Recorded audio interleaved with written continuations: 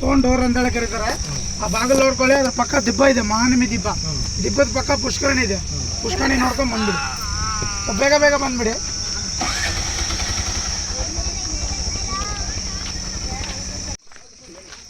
First Dasara ಇಲ್ಲೇ ಅಂತ ನಡೀತಾ ಇದ್ದಿದೆ. ದಸರಾ ನಮ್ಮ ಮೈಸೂರಿಗೆ ಮಾಡೋಕ್ಕೂ ಮುಂಚೆ ಇಲ್ಲೇ ಅಂತ ದಸರಾ ನಡೀತಾ ಇದ್ದಿದೆ. ಇರಪ್ಪ ತುಂಬ ಹೈಟ್ ಐತಲ್ವಾ ನೋಡಿ, ಕಲ್ಗಳು ನೋಡಿ ದಪ್ಪ ಇದೆ ಒಂದೊಂದು. ಇಲ್ಲ ಇಲ್ಲ ಇಲ್ಲ ಇಲ್ಲ ಅದ್ಯಾ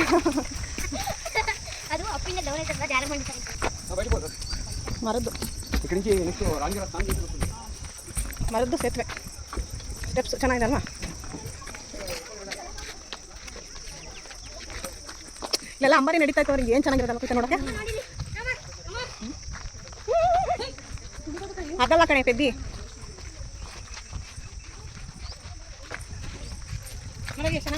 ಆನೆಗಳು ನೋಡಲಿ, ಕುದುರೆಗಳು, ಆನೆಗಳು ನೋಡಿ ಚೆನ್ನಾಗಿ ಚಿಕ್ಕ ಚಿಕ್ಕ ಹತ್ತಬಾರ್ದು ಕಣೆ.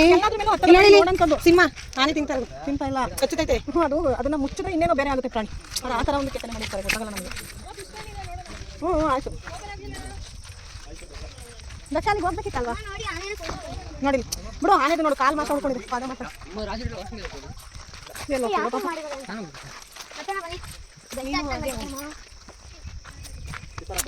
ಮೇಲೆ ಕುತ್ಕೊಂಡು ನೋಡ್ಕೊಂಡು.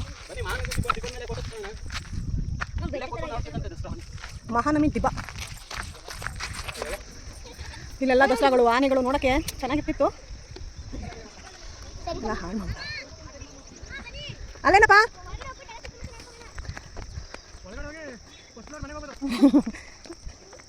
ಹಿಂಗ ಎತ್ಕೊಳ್ಳಿ, ಹಾಕೊಳ್ಳಿ ಸ್ಲಿಪ್ಪರ್ನ, ಬ್ಯಾಗ್ ಎತ್ಕೊಳ್ಳಿ ಸುಮ್ಮನೆ ಬನ್ನಿ.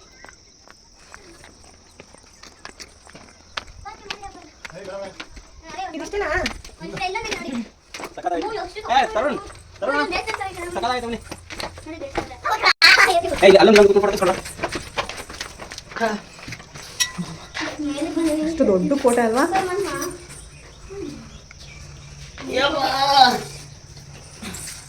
ಏನ್ ಮಾಡ್ತಾ ಇದ್ದೀರಾ? ಈ ತರ ಕುತ್ಕೋಬೇಕು ಅಂತಿಲ್ಲ, ಏನಾರು ಹೇಳಿದಾರ ನಿಮ್ಗೆ?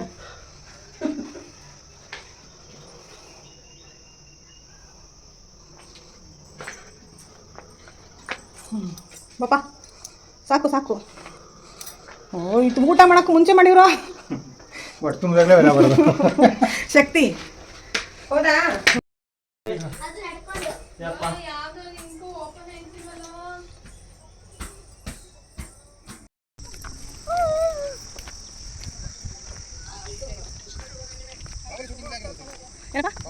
ಹೌದಾ?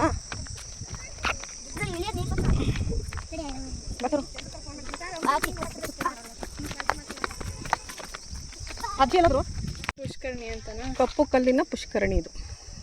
ನೋಡಿ ನೋಡೋಣ ಎಷ್ಟು ಚೆನ್ನಾಗಿದೆ ನೋಡಿ.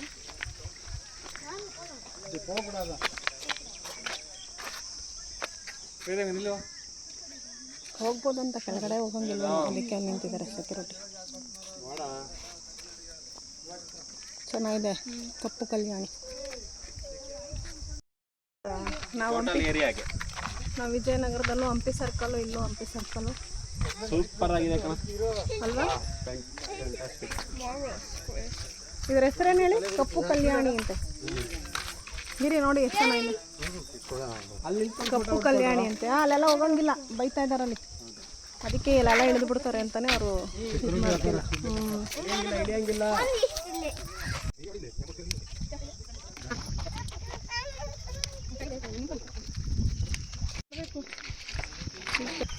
ಈ ಕಲ್ಯಾಣಿಗೆ ನೋಡಿ ನೀರು ಬರೋಕ್ಕೆ ಅವಾಗಿನ ಕಾಲದಲ್ಲಿ ಯಾವ ಥರ ಮಾಡಿದ್ದಾರೆ ನೋಡಿ, ಕಲ್ಲಲ್ಲೇ ಈ ಥರ ಮಾಡ್ಕೊಂಡಿದ್ದಾರೆ.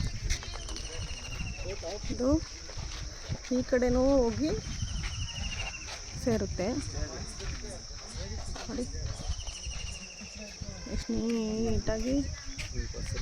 ನಮ್ಮ ಮೈಸೂರಲ್ಲಿರೋದಕ್ಕೆ ಏನೇ ಅಂತಾರೆ ಈ ಥರ ನೀರು ಹೋಗೋದಕ್ಕೆ.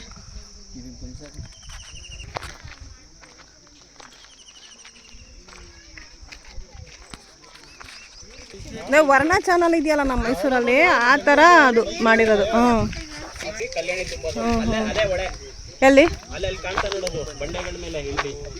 ಅದು ಹೊಳೆ, ಅಲ್ಲಿಂದ ಇಲ್ಲಿಗೆ ಬಂದು ಕಲ್ಯಾಣಿಗೆ ಸೇರೋದಾ? ಚೆನ್ನಾಗಿ ಮಾಡಿದ್ದಾರೆ. ಬೆಟ್ಟ ಹತ್ತದು. ಅಯ್ಯೋ ಅಯ್ಯೋ ಸಾಕು ಸಾಕು. ಏನಕ್ಕೆ? ಏನು ಬಾಹುಬಲಿನಾ ನೀವು? ಬನ್ನಿ ಸಾಕು. ಫೋಟೋ ಹೊಡಿತೀನಿ. ನಿಂತ್ಕೊಳ್ಳಿ. ಹೊಡಿಯೋಸಕ್ಕೆ ಹಂಗೆ ಅವ್ರಿಗೆ ರಾಣಿ ಈ ಯಾರೋ ಕಟ್ಟಪ್ಪ ಅಂತ ಕೂತ್ಕೊಂಡು ಕಟ್ಟಪ್ಪ ನೋಡಿದ್ರಾ? ಕಟ್ಟಪ್ಪ ಬೇಡಗಿರಿ ಸಾಕು. ಇವನನ್ನು ಹೆಂಗೆ ಹಚ್ಚೋದು?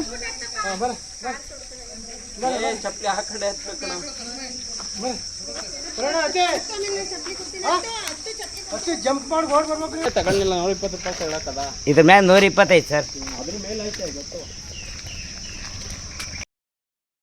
ನಾವಿವಾಗ ತಿಂಡಿ ಎಲ್ಲ ಮುಗಿಸ್ಕೊಂಡು ಇಲ್ಲಿ ನವಾಮಿ ದಿಬ್ಬ ಅಂತ ಇದೆಯಂತೆ, ಅಲ್ಲಿ ತುಂಬ ಚೆನ್ನಾಗಿತ್ತು, ನೋಡಿದ್ವಿ ಇಷ್ಟೊತ್ತವರೆಗೂ. ದಸರಾ ನಡೆಯುವಾಗ ಅದ್ರ ಮೇಲೆ ಕೂತ್ಕೊಂಡು ರಾಜರೆಲ್ಲ ನೋಡ್ತಾ ಇದ್ರಂತೆ, ಅದು ತುಂಬ ಚೆನ್ನಾಗಿತ್ತು. ಇದಾದಮೇಲೆ ಕಪ್ಪು ಕಲ್ಯಾಣಿ ಚೆನ್ನಾಗಿತ್ತು. ಕಪ್ಪು ಕಲ್ಯಾಣಿಗೆ ನೀರು ಬರೋಂಥದ್ದು ನಮ್ಮ ಮೈಸೂರಿನಲ್ಲಿ ಏನು ವರ್ಣ ಚಾನಲ್ ಮಾಡಿದ್ದಾರೆ ಆ ಥರ ಮಾಡಿರೋದು, ಅದೊಂದು ತುಂಬ ಇಷ್ಟ ಆಯಿತು ನನಗೆ. ಇದಾದಮೇಲೆ ನಾವು ಲಾಸ್ಟಲ್ಲಿ ನಾವು ವಿಠಲಾಪುರ ಅಂತ ಇದೆಯಲ್ಲ, ಹಂಪಿಗಳಲ್ಲಿ ಲಾಸ್ಟ್ ನೋಡೋ ಅಂಥ ಪ್ಲೇಸು, ಅಲ್ಲಿಗೆ ಹೊರಡ್ತಾ ಇದ್ದೀವಿ ಇವಾಗ. ಮತ್ತು ಇವಾಗ ನಾನು ಮಧ್ಯದಲ್ಲಿ ತೋರಿಸಿದ್ದು ರಾಣಿಯರು ಸ್ನಾನ ಮಾಡ್ತಿದ್ದಂಥ ಜಾಗ ಅಂತೆ, ಅದು ಚೆನ್ನಾಗಿತ್ತು. ನಾವಿವಾಗ ನಮ್ಮ ಆಟೋನ ಹಿಡ್ದು ಇಲ್ಲಿ EV ಗಾಡಿ ಇರುತ್ತೆ, ಟಿಕೆಟ್ ಒಬ್ರಿಗೆ 20 ರೂಪಾಯಿ ಇರುತ್ತೆ ಹೋಗಿ ಬರೋದಕ್ಕೆ, ಅದು ಗಾಡಿ ಚೆನ್ನಾಗಿದೆ. ಜೊತೆಗೆ ವಿಠಲಾಪುರ ಅಂದರೆ ನಮ್ಮ ಬೆಳ್ಳಿ ಕಾಲುಂಗುರ ಸಿನಿಮಾದಲ್ಲಿ ತೋರಿಸಿದಾರಲ್ಲ ಪ್ಲೇಸ್ಗಳು, ಅದು. ಅವರು ಟಿಕೆಟ್ ತಗೊಳ್ಳೋಷ್ಟರಲ್ಲಿ ಇವತ್ತು SSLC ರಿಸಲ್ಟ್ ಇತ್ತು, ಹಂಗಾಗಿ ಅಪ್ಪು ಅದನ್ನು ಚೆಕ್ ಮಾಡ್ತಾಯಿದ್ಲು. ಫೈನಲಾಗಿ ರಿಸಲ್ಟ್ ಬಂತು. ಅವನು ಏನು ಓದಿದ್ನೋ ಅದಕ್ಕೆ ಒಂಚೂರು ಅದಕ್ಕೆ ಹೇಳೋದು, ನೀವು ಅಂದ್ಕೊಂಡಂಗಿರಲ್ಲ, ಇನ್ನು ಸ್ವಲ್ಪ ಕಷ್ಟಪಡಿ ಅಂತ ಹೇಳ್ತಿದ್ರು. ನಾವು ಹೇಳ್ದಂಗೆ 68 ಇಲ್ವಲ್ಲ, ಇದು ಯಾಕೆ 12 ಅಲ್ವಾ ಗಿರೀಶ್? ಇವ್ರು ಸೇರಿ 12, ಮೋನಿನ ತರುಣವ.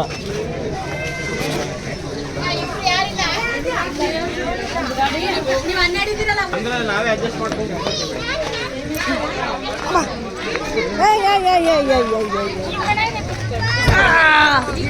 ನಂಗೆ ತುಂಬ ಇಷ್ಟ ಆಯ್ತು ರೀ ಈ ಗಾಡೀಲಿ ಹೋಗ್ಬೇಕು ಅಂತ, ಅದಕ್ಕೆ ಹಂಪಿಗೆ ಬಂದಿದ್ದೀನಿ ನಾನು.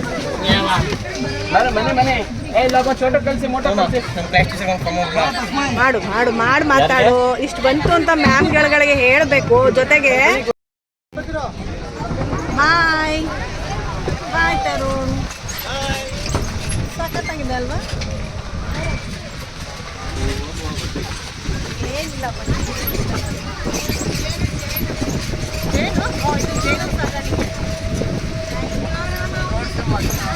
ಅದು ಬರ್ಬಾರ್ದು.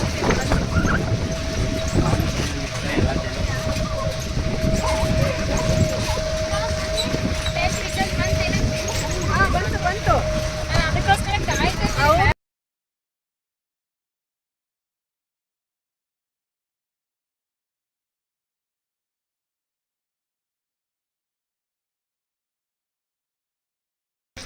ಅವ್ರು ಮಾಡಿಸ್ತಾರೆ. ಟಾಪಿ ಹಂಪಿ ಬಂದಂಥ ಈ ಏರಿಯಾ ಹೆಸರು ಬಂದು ವಿಠಲಾಪುರ ಅಂತ ಕರೀತಾರೆ. ವಿಠಲಾಪುರ ಅಂದರೆ ವಿಷ್ಣು ದೇವಸ್ಥಾನ. ಗೊತ್ತಾಯ್ತು, ದೇವಸ್ಥಾನಕ್ಕೆ ಅದು ಹೇಳ್ತೀವಿ. ಇಲ್ಲಿ ಬಂದು 3 ವಿಷ್ಣು ದೇವಸ್ಥಾನ ನಿರ್ಮಿಸಿದ್ರು, ಬ್ರಹ್ಮ ವಿಠಲ, ವಿಜಯ ವಿಠಲ, ಪುರಂದರ ವಿಠಲ ಅಂತೇಳಿ. ಈ ದೇವಸ್ಥಾನ ಮುಂದೆ ಒಂದು ಬಜಾರ್ ಇದೆ, ವಿಠಲ ಬಜಾರ್ ಅಂತ ಇದೇನಾ? ಇದೆ, ಎಲ್ಶೆ ಬಜಾರ್. ಇದು 40 ಮೀಟರ್ ಅಗಲ ಇತ್ತು, 945 ಮೀಟರ್ ಉದ್ದ ಇತ್ತು. ಇಂದಿನ ಕಾಲದಲ್ಲಿ 2 ಅಂತಸ್ತಿನ ಕಟ್ಟಡಗಳು ಒರಿಜಿನಲ್ ಬಂದು ಆ ಥರ. ಈ ಬಜಾರ್ನಲ್ಲಿ ಇದು ಈ ಬಜಾರಲ್ಲಿ ವಿದೇಶಿಯರು ಬಂದು ಕುದುರೆಗಳನ್ನು ವ್ಯಾಪಾರ ಮಾಡ್ತಾರೆ. ನಮ್ಮ ಭಾರತದಲ್ಲಿ ಮುಂಚೆ ಕುದುರೆ ಇಲ್ಲ. ಚೈನೀಸು, ಪರ್ಷಿಯನು, ಮಂಗೋಲಿಯನ್ಸು, ಅರಬು, ಪೋರ್ಚುಗೀಸ್ ಕುದುರೆ ತಂದಲ್ಲಿ ಕೊಟ್ಟು ವಸ್ತು ವಿನಿಮಯ.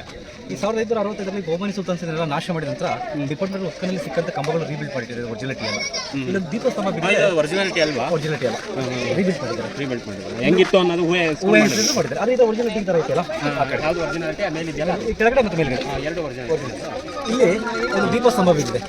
1856ರಲ್ಲಿ ಒಬ್ಬ ಬ್ರಿಟಿಷ್ ಅಧಿಕಾರಿ ಅಲೆಕ್ಸಾಂಡರ್ ಜಾನ್ ಗಿಲ್ಲಾ ಅಂತೇಳಿ ಈ ದಕ್ಷಿಣ ಭಾರತದ ಸೇನಾಧಿಕಾರಿ, ಅವ್ರು ಹಂಪಿಗೆ ಬಂದಾಗ ಫೋಟೋ ಬುಕ್ ಮಾಡೋದ್ರಲ್ಲಿ ದೀಪಸ್ತಂಭ ನಿಂತಿದೆ. ಇತ್ತು. ನಿಧಿಗಳಿರೋಲ್ಲ ಟ್ರೆಸರ್ ಸೆಂಟರ್ಸು, ಇದರೊಳಗೆ ಏನೋ ನಿಧಿ ಸಿಗ್ಬೋದು ಅಂತ ಮಣ್ಣು ದೊಡ್ಡದು ಬೆಳೆಸಿದ್ದಾರೆ.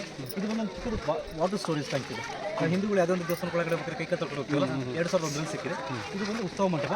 ಈ ಗೋಪುರ ಇದೆಲ್ಲ ಇದಕ್ಕೆಲ್ಲ ದ್ರಾವಿಡಿಯನ್ ಶೈಲಿ ಅಂತ ಕರಿತೀವಿ. ಕೆಳಗಡೆ ಕಲ್ಲು, ಮೇಲ್ಗಡೆ ಇಟ್ಟಿಗೆ ಗಾರಿಯಿಂದ ನಿರ್ಮಿಸಿದ್ದು. ಇದು ಒಂದು 5 ಅಂತಸ್ತಿನ ಗೋಪುರ. ಇದು ಮೇಲೆ 5 ಬಂಗಾರದ ಕಳಸಗಳಿದೆ. 1560ರಲ್ಲಿ ಬಹುಮನಿ ಸುತ್ತನ್ನು ನಾಶ ಮಾಡಿದ್ದಾರೆ. ನಿಮಗೆ ಇಟ್ಟಿಗೆ ಬಂದು 3,000 ವರ್ಷದ ಕೆಳಗಡೆ ಇಟ್ಟಿಗೆ ಇದೆ. ನಿಮಗೆ ಹರಪ್ಪ, ಮೌಜುದಾರ್, ಸಿಂಧು ಸಿವಿಲೈಸೇಷನ್, ಸಿಂಧು ನಾಗರಿಕತೆ ಅಂತಿಲ್ಲ. ಸಿಂಧು ನಾಗರಿಕತೆ ಅಂದರೆ ಮರಳು ಮತ್ತು ಸಿಮೆಂಟ್ ಮರಳಲ್ಲ, ಇಟ್ಟಿಗೆ, ಅದಕ್ಕೆ ಸುಣ್ಣ, ಅಲೆವೇರಾ, ಕೋಕೋನಟ್ ವಾಟರು, ಎಕ್ಸೆಲ್ಸು, ಅಂದರೆ ನಾವು ಕೊಪ್ಪೆ ಚಿಪ್ಸ್ ಇರ್ತಲ್ಲ ಅದು, ಆಮೇಲೆ ಜೇಡಿ ಮಣ್ಣು, ಆಮೇಲೆ ನಂತರ ಕೋಕೋನಟ್ ವಾಟರು, ಆಮೇಲೆ ಇದಕ್ಕೆ ಬಿಲ್ಪತ್ರೆ ಕಾಯಿ, ಇದಕ್ಕೆ ಸಪೋರ್ಟಿಗೆ ತಾಳೆ ಮರಗಳು, ಇದೆಲ್ಲ ಮಿಕ್ಸ್ ಮಾಡಿ ಮಾಡೋದು. ಇದು 5 ಅಂತಸ್ತಿನ ಗೋಪುರ ಮೇಲೆ 5 ಬಂಗಾರದ ಕಳಸಗಳಿವೆ. 1500 ನಾಶ ಮಾಡಿದ್ರೆ ಇದು ಬೃಹತ್ ಡಿಪಾರ್ಟ್ಮೆಂಟ್ ರಿಲೀಸ್ ಮಾಡಿದೆ. ಟಿಕೆಟ್ ಗಿರೀಶ್ ಹತ್ರ ಇರಬೇಕಲ್ಲ, ಎಲ್ಲಿ ಗಿರೀಶ್ ಅವರಲ್ಲಿ ಬರ್ತದೆ. ನಾವು ಗಿರೀಶಲ್ಲಿ ಅಂತ ಹುಡುಕ್ತಾ ಇದೀವಿ. ನೀವು ಕರೀಲಿಲ್ವಾ ನಾವು? ಸರ್ ಒಂದು ನಿಮಿಷ, ಇಲ್ಲಿಂದ ಹೇಳಿಕೆ ಕರ್ಕೊಂಡು ಹೋಗ್ತೀವಿ. ನಾವು ಬಂದಂಥ ದೇವಸ್ಥಾನ ವಿಜಯ ವಿಠಲ ದೇವಸ್ಥಾನ. ಈ ದೇವಸ್ಥಾನ ಬಂದು 2 ರಾಜರು ನಿರ್ಮಿಸಿಕೊಟ್ಟಿದ್ರು, ಒಬ್ಬರೇ ಅಲ್ಲ. ಒಳಗಡೆ ಇರ್ತಕ್ಕಂಥ ಗರ್ಭಗೃಹ ಬಂದು 1435ರಲ್ಲಿ 2ನೇ ದೇವರಿನ ಕಾಲದಲ್ಲಿ ನಿರ್ಮಿಸಿದ್ದು. 1513ರಲ್ಲಿ ಆಚೆ ಕೃಷ್ಣದೇವರಾಯ ಒರಿಸ್ಸಾದಲ್ಲಿ ಇದ್ದಾಗಿದ್ದ ನಂತರ ಈ ದೇವಸ್ಥಾನ ಎಕ್ಸ್ಟೆನ್ಷನ್ ಮಾಡಿದ್ರು. ಅದಕ್ಕೆ ವಿಜಯ ವಿಠಲ ದೇವಸ್ಥಾನ ಅಂತ ಕರೀತೀವಿ. ಈ ದೇವಸ್ಥಾನ ಬಂದು ವಾಸ್ತು ಪ್ರಕಾರವಾಗಿ ನಿರ್ಮಿಸಿದ್ದಾರೆ.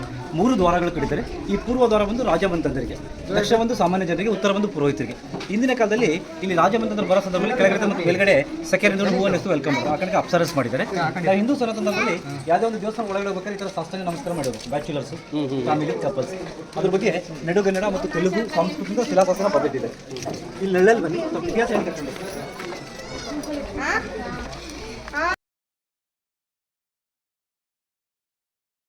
ಎಂಪೈರ್ ಬಂದು 1336ರಿಂದ 1565ರಲ್ಲಿ ಇಲ್ಲಿ ಆಳ್ವಿಕೆ ಮಾಡ್ತಾರೆ 4 ವಂಶಸ್ಥರು: ಸಂಗಮ, ಸಾಳ್ವ, ತುಳು ಮತ್ತು ಅರವಿಡು ಅಂತೇಳಿ.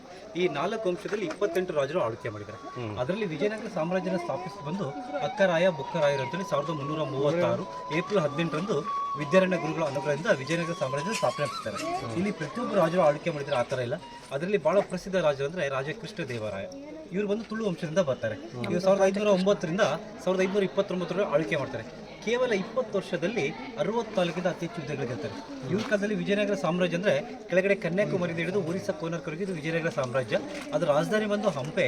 ಇಡೀ ಪ್ರಪಂಚದಲ್ಲೇ ಜನಸಂಖ್ಯೆಯಲ್ಲಿ 2ನೇ ಸ್ಥಾನ ಹೊಂದಿತ್ತು ಹಂಪೆ. ಆಗಿನ ಕಾಲದಲ್ಲಿ 5 ಲಕ್ಷ ಜನಸಂಖ್ಯೆ ಇತ್ತು. 64 ಸಾಮಂತ ರಾಜರಿದ್ದರು. ಆನಂತರ ಇಲ್ಲಿ ಸರ್ವ ಧರ್ಮದವರಿದ್ದರು: ಹಿಂದೂ, ಇಸ್ಲಾಮಿಕ್, ಜೈನ್, ಕ್ರೈಸ್ತ, ಯಹೂದಿಗಳಿದ್ರು. ಇಲ್ಲಿ ರಸ್ತೆ ಬದಿಯರೆಲ್ಲ ಮುತ್ತು ರತ್ನಗಳೆಲ್ಲ ರಾಶಿ ಹಾಕಿ ಶೇರ್ಗಟ್ಟಳದ ಬರ್ತಕ್ಕಂಥ ಬಜಾರ್ ನಿರ್ಮಿಸ್ತಾರೆ. ಇವ್ರ ಕಾಲದಲ್ಲಿ ಅಷ್ಟದಿಗ್ಗಜರು ಇರ್ತಾರೆ. ತಮಗೆ ಗೊತ್ತಿಲ್ಲ ಪ್ರಕಾರ ತೆನಾಲಿ ರಾಮಕೃಷ್ಣ, ಪುರಂದಾಸ್, ಹರಿದಾಸ್, ಕನಕದಾಸ್, ವ್ಯಾಸರಾಯ, ಪೆದ್ದನಂದ ಅಷ್ಟದಿಗ್ಗಜಿರ್ತಾರೆ. ಇವ್ರ ಕಾಲದಲ್ಲಿ ಪ್ರತಿ ವರ್ಷ 50,000 ಕುದುರೆಗಳನ್ನು ಬೇರೆ ಬೇರೆ ದೇಶದಿಂದ ಖರೀದಿ ಮಾಡ್ತಾರೆ ವಿದೇಶ ಸಲುವಾಗಿ. ಇವ್ರ ಕಾಲದಲ್ಲಿ ಗನ್ಸ್ ಅವ್ರು ಕೆನಾನ್ ಇಂಟ್ರೊಡ್ಯೂಸಿಂಗ್ ಮಾಡಿಕೊಡ್ತಾರೆ. ಇವ್ರ ಕಾಲದಲ್ಲಿ ವಿಜಯನಗರಕ್ಕೆ ಒಬ್ಬ ವಿದೇಶಿ ಯಾತ್ರಿಕ ಬರ್ತಾರೆ, ಡೊಮೆಂಗೋ ಪೇಯಸ್ ಅಂತೇಳಿ. ಅವ್ರು ಬರೆದಂಥ ಶಿಲಾಶಾಸನದಲ್ಲಿ ಹೇಳ್ತಾರೆ, 2 ಕಣ್ಣು ನೋಡೋಕ್ಕೆ ಸಾಲದು ವಿಜಯನಗರ ಸಾಮ್ರಾಜ್ಯ, 2 ಕಿವಿ ಕೇಳೋಕ್ಕೆ ಸಾಲದು, ಅಷ್ಟು ಇತಿಹಾಸ ಇದೆ ಅಂತ ಹೇಳ್ತಾರೆ. ಅಷ್ಟು ಶ್ರೀಮಂತಿಕೆ ಸಾಮ್ರಾಜ್ಯ ಇದು. ರೋಮ್ಗಿಂತ ಅತಿ ದೊಡ್ಡ ಸಾಮ್ರಾಜ್ಯ ಇದು. ಇವರು 1529ರಲ್ಲಿ ಅಗಲಿಕ ಮರಣ ನಂತರ ಇವರು ತಮ್ಮ ಅಚ್ಯುತ ದೇವರಾಯ, ಶ್ರೀರಂಗ, ಸದಾಶಿವ ರೂಲ್ ಮಾಡ್ತಾರೆ. 1555ರಲ್ಲಿ ಕೃಷ್ಣದೇವರ ಅಳಿಯ ಅಂದರೆ ಮಗಳ ಗಂಡ ರಾಮರಾಯರು ಇವರು ಪಟ್ಟಾಭಿಷೇಕಕ್ಕೆ ಇರ್ತಾರೆ. ಈ ರಾಮರಾಯನ ಕಾಲದಲ್ಲಿ ಒಂದು ಘೋರ ಯುದ್ಧ ನಡೀತದೆ. ತಾಳಿಕೋಟೆ ಕದನ, ರಕ್ತಂಗಡಿ ಕದನ ಅಂತೇಳಿ ಇಸ್ಲಾಮಿಕ್ ಧರ್ಮದವರಿಗೆ ಮತ್ತು ವಿಜಯನಗರಕ್ಕೆ ಬಹುಮನಿ ಸುಲ್ತಾನ್ಸ್ ಅಂತ ಕರೀತಾರೆ. ಇಲ್ಲಿಂದ 900 ಕಿಲೋಮೀಟರ್ ಒಳಗಡೆ 5 ಇಸ್ಲಾಮಿಕ್ ಧರ್ಮದವರು ರಾಜ್ಯಭಾರ ಮಾಡ್ತಿದ್ರು. ಅಹಮದ್ನಗರ್ ಮಹಾರಾಷ್ಟ್ರದಲ್ಲಿ, ಕರ್ನಾಟಕದಲ್ಲಿ ಬಿಜಾಪುರ್, ಗುಲ್ಬರ್ಗ, ಬೀದರ್ ಮತ್ತು ಹೈದರಾಬಾದ್. ಇವ್ರು ಕರೀತಾರೆ ಕುತಬ್ ಶಾಹಿ, ಅಲಿ ಆದಿಲ್ ಶಾಹಿ, ಬರ್ದಿ ಶಾಹಿ, ಇಸ್ಲಾಂ ಶಾಹಿ, ನಿಜಾಮ್ ಶಾಹಿ ಅಂತೇಳಿ 5 ಜನ ಸೇರಿ 1565 ಜನವರಿ 23ರಂದು ತಾಳಿಕೋಟೆ ಕದನ ನಡೀತದೆ. ಆ ಕದನ ಬಂದು 27 ದಿನ ಕಾಲ ನಡೀತದೆ. ಅದರಲ್ಲಿ 100ಕ್ಕೆ 90% ವಿಜಯನಗರ ವಿನ್ನಿಂಗ್ ಇರ್ತದೆ. ಲಾಸ್ಟ್ ಮೂಮೆಂಟಲ್ಲಿ ಇಲ್ಲಿರ್ತಕ್ಕಂಥ ಸೈನ್ಯ ಅಧಿಕಾರಿಗಳು ಬಂದು ಗಿಲಾನಿ ಬ್ರದರ್ಸ್ ಅಂದಿರ್ತಾರೆ. ಅವರ ಧರ್ಮಕ್ಕೆ ಒಳಗೊಂಡು ಅವರಿಗೊಂದು ಕೈ ಜೋಡಿಸ್ತಾರೆ. ಈ ವಿಜಯನಗರ ಸೀಕ್ರೆಟ್ ಥಿಂಗ್ಸ್ ಎಲ್ಲ ಗೊತ್ತಾದ ನಂತರ ಅಳಿಯ ರಾಮರಾಯನ ಮೋಸದಿಂದ ಶಿರಛೇದನೆ ಮಾಡ್ತಾರೆ. ವಿಜಯನಗರ ಯುದ್ಧದಲ್ಲಿ ಸೋತೋಗ್ತದಲ್ಲ, ಆನಂತರ ಅವರು ವಿಜಯನಗರ ದಾಳಿ ಮಾಡಿ 6 ತಿಂಗಳ ಕಾಲ ಸಂಪತ್ತಿ ಲೂಟಿ ಮಾಡ್ತಾರೆ. ಅವ್ರಿಗಿನ್ನ ತೃಪ್ತಿ ಆಗಲ್ಲ. ನಾವು ಹಿಂದೂಗಳು ಯಾವುದೇ ಒಂದು ದೇವಸ್ಥಾನ ನಿರ್ಮಿಸಬೇಕಾದ ಸಂದರ್ಭದಲ್ಲಿ ನವರಾತ್ರಿ ಮೇಲೆ ವಿಗ್ರಹ ನಡೀತೀವಿ. ಯಾವ್ದಾರ ವಿಗ್ರಹ ಭಿನ್ನ ಮಾಡಿದ್ರೆ ಪೂಜೆ ಮಾಡೋದಿರಲ್ಲ. ಹಂಪೆಯಲ್ಲಿ 2000ಕ್ಕಿಂತ ಅತಿ ಹೆಚ್ಚು ದೇವಾಲಯಗಳಿದೆ. ಸುತ್ತಲೂ ಬಂಡೆಕಲ್ಲಿದ್ದ ಕಡೆಗಾಗಿ ಎಲ್ಲ ಶ್ರೀಗಂಧದ ಅರಮನೆ ಕಟ್ಟಿಸಿದ್ರು. ಅದರ ಮೇಲೆಲ್ಲ ಗೋಲ್ಡ್ ಅಂಡ್ ಡೈಮಂಡ್ ರೂಮಿಂದ ಡೆಕೋರೇಷನ್ ಮಾಡಿದ್ರು. ಅದರಲ್ಲಿ 3 ಶೈಲಿಯಿಂದ ನಿರ್ಮಿಸಿದ್ರು: ದ್ರಾವಿಡಿಯನ್, ಜೈನ್, ಇಂಡೋ ಇಸ್ಲಾಮಿಕ್. ಯಾವ್ದು ಇಸ್ಲಾಮಿಕ್ ಧರ್ಮ ಒಳಗೊಂಡ ದೇವಸ್ಥಾನಗಳು ಲೋಟಸ್ ಬಾಲ್, ಎಲಿಫೆಂಟ್ ಸ್ಟೇಬಲ್ ಏನು ಮಾಡಿಲ್ಲ. ಯಾವ್ದು ದ್ರಾವಿಡಿಯನ್ ಮತ್ತು ಜೈನ್ ಶೈಲಿ ಇರ್ತಕ್ಕಂಥ ದೇವಸ್ಥಾನಗಳು ಅರಮನೆಗಳನ್ನ ಸತತವಾಗಿ 6 ತಿಂಗಳ ಕಾಲ ಹೊಡೆದಾಕಿ ಸುಟ್ಟಾಕ್ತದೆ. 1565ರಲ್ಲಿ ಆಳು ಹಂಪೆ ಮಾಡಿದ್ದು ಬಹುಮನಿ. ತಾವು ಬಂದ ಈ ದೇವಸ್ಥಾನ ಹೆಸರು ವಿಜಯ ವಿಠಲ ದೇವಸ್ಥಾನ. ವಿಠಲ ಅಂದರೆ ಕೃಷ್ಣ. ಈ ದೇವಸ್ಥಾನ ಬಂದು 2 ರಾಜರು ನಿರ್ಮಿಸಿಕೊಂಡಿದ್ದಾರೆ. ಒಳಗಿರ್ತಕ್ಕಂಥ ಗರ್ಭಗೃಹ ಬಂದು 1435ರಲ್ಲಿ 2ನೇ ದೇವರಿನ ಕಾಲದಲ್ಲಿ ಕೇವಲ ಗರ್ಭಗೃಹ ಮತ್ತು ವಿಠಲ ಮತ್ತು ರುಕ್ಮಿಣಿಯ ಮೂರ್ತಿಗಳನ್ನು ಪ್ರತಿಷ್ಠಾಪನೆ ಮಾಡಿದ್ದಾರೆ. ಆನಂತರ 1513 ರಾಜ ಕೃಷ್ಣದೇವರ ಇಲ್ಲಿಂದ ಒರಿಸ್ಸಕ್ಕೆ ದಂಡೆಯಾತ್ರೆ ಹೋಗ್ತಾರೆ ಕೋನಾರ್ಕಿಗೆ. ಆ ಕೋನಾರ್ಕಿಗೆ ಆಗಿನ ಕಾಲದಲ್ಲಿ ಕಾಳಿಂಗ ಕಿಂಗ್ಡಮ್ ಅಂತ ಕರೀತಾರೆ. ಅಲ್ಲಿ ಗಜಪತಿ ರುದ್ರಪ್ರತಾಪರಿಗೆ ಯುದ್ಧದಲ್ಲಿ ವಿಜಯ ಗಳಿಸಿದ ನಂತರ ಸೂರ್ಯ ದೇವಸ್ಥಾನದಲ್ಲಿ ಈ ಥರ ರಥ ನೋಡಿ ಇನ್ಸ್ಪೈರ್ ಆಗಿ ಬಂದು ಈ ದೇವಸ್ಥಾನ ನಿರ್ಮಿಸಿಕೊಟ್ಟಿದ್ದಾರೆ. ಆ ಕಡೆಗೆ ವಿಜಯ ವಿಠಲ ದೇವಸ್ಥಾನ. ಈ ದೇವಸ್ಥಾನ ಒಂದು ವಾಸ್ತು ಪ್ರಕಾರ ನಿರ್ಮಿಸಿದರೆ 3 ದ್ವಾರಗಳು ನಿರ್ಮಿಸಿಕೊಟ್ಟಿದ್ದಾರೆ. ಪೂರ್ವ ದ್ವಾರ ಒಂದು ರಾಜಮಂದಿರದಲ್ಲಿ, ದಕ್ಷಿಣ ಬಂದು ಸಾಮಾನ್ಯ ಜನರಿಗೆ, ಉತ್ತರ ಬಂದು ಪುರೋಹಿತರಿಗೆ, ಆಗ್ನೇಯದಲ್ಲಿ ಅಡುಗೆ ಮನೆ ಇದೆ, ಇದೆಲ್ಲ ಭೋಜನ ಶಾಲೆ, ಇದೆಲ್ಲ ಛತ್ರಗಳು, ಇದು ಒಂದು ಭಜನಾ ಮಂಟಪ. ಇಲ್ಲಿ ಮುಂದೂಡಿ ಹೋಗೋದು ಬನ್ನಿ. ಇದು 50 ರೂಪಾಯಿ ನೋಟಲ್ಲಿ ಆಯ್ತಲ್ಲ. ಒಟ್ಟು ಕನ್ಸು ನೋಡ್ರಿ. ಜನಗಳಿಗೆ ಅಲ್ಲಿ ಮೋದಿಯವರು ಡಿಮಾನಿಟರ್ 2016 ನವೆಂಬರಲ್ಲಿ ಈ ನೋಟ್ಗಳು ಚೇಂಜ್ ಮಾಡ್ತಾರೆ. ಆ ಸಂದರ್ಭದಲ್ಲಿ ನಮ್ಮ ದೇಶದಲ್ಲಿ ಇದ್ದಂಥ ಪುರಾತತ್ವದ ದೇವಸ್ಥಾನಗಳಿದೆ. 10 ರೂಪಾಯಿ ನೋಟಲ್ಲಿ ಇದು ಕೋನಾರ್ಕಿಂದ ರಥ ಚಕ್ರ ಹಾಕಿದ್ದಾರೆ. 20 ರೂಪಾಯಿದಲ್ಲಿ ಅಜಂತ ಎಲ್ಲೂರು ಹಾಕಿದ್ದಾರೆ. 50 ರೂಪಾಯಿದಲ್ಲಿ ಹಂಪೆ. 100 ರೂಪಾಯಿ ನೋಟಲ್ಲಿ ಗುಜರಾತಲ್ಲಿ ರಾಣಿ ಬಾವು ಅಂತಿದೆ, ಅದನ್ನು ಹಾಕಿದ್ದಾರೆ. 200 ರೂಪಾಯಿದಲ್ಲಿ ಸೋಫಿ ಅಂತಿದೆ, ಮಧ್ಯಪ್ರದೇಶ, ಅದು ಹಾಕಿದ್ದಾರೆ. 500 ರೂಪಾಯಿದಲ್ಲಿ ರೆಡ್ ಫೋರ್ಟ್ ಹಾಕಿದ್ದಾರೆ. ಈ ಥರ ಒಂದೊಂದು ನಮ್ಮ ದೇಶದ ಇತಿಹಾಸದ ಅಂತ ಹಾಕಿದ್ದಾರೆ. ಇದು ಒಂದು ಪಂಚಪೀಠಗಳು ಅಂತ ಕರಿತೀವಿ. ಒಂದು ತುಳಸಿ ಬೃಂದಾವನ, ದೀಪಸ್ತಂಭ, ಬಲಿಪೀಠ, ಹವನಕುಂಡ. ಈ ರಥ ಇದೆಲ್ಲ ಇದು ಇನ್ಸ್ಪೈರ್ ಆಫ್ ಕೋನಾರ್ಕ್. ಈ ಥರ ರಥಗಳು ಭಾರತದಲ್ಲಿ 3 ಜಾಗದಲ್ಲಿ ಹೋಗ್ತಾರೆ. ಫಸ್ಟ್ ನಿರ್ಮಿಸ್ಕೊಟ್ಟಿದ್ದು ಮಹಾಬಲಿಪುರಂ ತಮಿಳುನಾಡಿಗೆ, ಪಾಂಡವರು 8ನೇ ಶತಮಾನದಲ್ಲಿ ಪಲ್ಲವರು ನಿರ್ಮಿಸ್ಕೊಟ್ಟಿದ್ದಾರೆ. ನಮಸ್ಕಾರ ಮಾಡ್ಕೊ ಎಲ್ಲರಿಗೂ. ಅವ್ರಿಗೂ ಬೇಜಾರಾಗಿರುತ್ತೆ, ಕಾಲಕ್ಕೆ ಬಿದ್ಬಿಟ್ಟು ನಮಸ್ಕಾರ ಮಾಡು. ಆಯ್ತು ಬಿಡಪ್ಪ, ನಂಗೆ ಗೊತ್ತಾಗಲಿಲ್ಲ ಅಂತ ಇದಕ್ಕೆ ಹೇಳೋದು. ಬೇಡ ಕಂಡ್ರೋ ಬೇಡ ಕಂಡ್ರೋ ಅಂತ. ಅದು ಒಂದು ಅಲ್ಲಿಂದ ಇನ್ಸ್ಪೈರ್ ಆಗಿ ಒಂದು ದೊಡ್ಡ ರಥ ನಿರ್ಮಿಸಿದ್ದಾರೆ. ಇದು ಏಕಶಿಲೆ ಅಲ್ಲ, ಇದು ದೊಡ್ಡ ದೊಡ್ಡ ಕಲ್ಲುಗಳು 7 ಚಿಕ್ಕ ಚಿಕ್ಕ 24 ಕಲ್ಲುಗಳಿದೆ. ಸದ್ಯದ ಮಟ್ಟಿಗೆ 16 ಎತ್ತರ ಇದೆ. ಹಿಂದಿನ ಕಾಲದಲ್ಲಿ 26 ಎತ್ತರ. ಮೇಲ್ಗಡೆ ಚಿಕ್ಕದೊಂದು ಗೋಪುರ ಇದೆ. ಬ್ರಿಟಿಷರು ಆಡಳಿತ ಮಾಡೋ ಸಂದರ್ಭದಲ್ಲಿ ಆ ಗೋಪುರನ ರಿಮೂವ್ ಮಾಡಿದರೆ ಕಾರಣ ಒಂದು ಎಲ್ಲ ಗಿಡಗಳ ಒಳಗಡೆ ಬಂದು ಬೆಳ್ಕೊಂಡು ಅದೆಲ್ಲ ಕ್ರಾಕ್ ಹಾಕೋದಕ್ಕೆ ತೆಗೆದಾಕಿದ್ರು. ಈ ರಥ ವಿಶ್ವಾಸಲ್ಲ. ನಾವು ಹಿಂದೂ ಸನಾತನದಲ್ಲಿ ರಥೋತ್ಸವ ಮಾಡ್ಬೇಕಲ್ಲ. ಇದರಲ್ಲಿ ಕಲ್ಯಾಣ ಮಂಟಪ ಇದೆ. ಅಲ್ಲಿ ಕಲ್ಯಾಣ ಉತ್ಸವ ಮಾಡಿದ ನಂತರ ಇಲ್ಲಿ ವಿಠಲ ಮತ್ತು ರುಕ್ಮಿಣಿ ಮೂರ್ತಿಗಳನ್ನ ಇಟ್ಟು ಇದ್ದರೆ ಒಂದೇ ಒಂದು ಗಾಲಿಯ ಚಕ್ರನ ಪುರೋಹಿತರಿಂದ ಕೈಗಳನ್ನು ತಿರುಗಿಸೋರು. ಆ ತಿರುಗಿಸೋ ಸಂದರ್ಭದಲ್ಲಿ ಜನಗಳೆಲ್ಲ ಮನದಲ್ಲಿ ದಟ್ಟಣೆ ಮಾಡಿದ್ರು. ಇಲ್ಲಿ ಜಾತ್ರೋತ್ಸವ ಜರುಗ್ತದೆ. ಅದೇ ಹನ್ನದ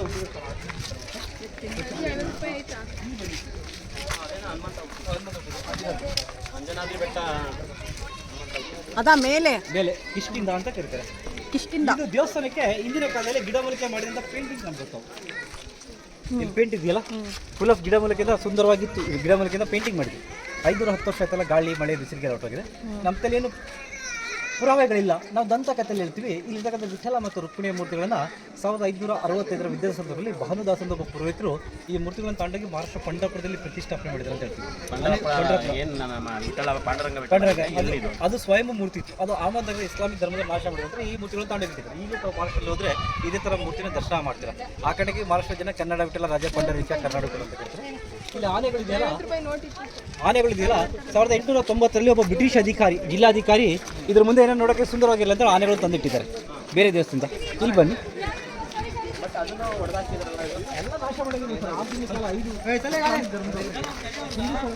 ಹೆಂಗೆ ಹಾಳು ಮಾಡ್ಬಿಟ್ಟಿದ್ದಾರೆ ನಮ್ಮದು ಎಲ್ಲ. ಯಾವುದೂ ಗೊತ್ತಿಲ್ಲ, ದ್ರೋಹಿಗಳು. ಇದು ಒಂದು ಸಂಗೀತ ಮಂಟಪ, ನೃತ್ಯ ಮಂಟಪ ಅಂತ ಕರಿತೀವಿ. ರಾಜ ಕೃಷ್ಣದೇವರಿಗೆ 3 ಜನ ಹೆಂಡತಿಯರು ಇತಿಹಾಸದಲ್ಲಿ. ತಿರುಮಲಾ ದೇವಿ, ಚಿನ್ನಾದೇವಿ, ಜಗನ್ಮೋಹಿನಿ. ಭಾಳ ಮಂದಿಗೆ ಗೊತ್ತಿಲ್ಲ ಸರ್. ಹೌದಾ? ಚಿನ್ನಾದೇವಿ ತಿರುಮಲ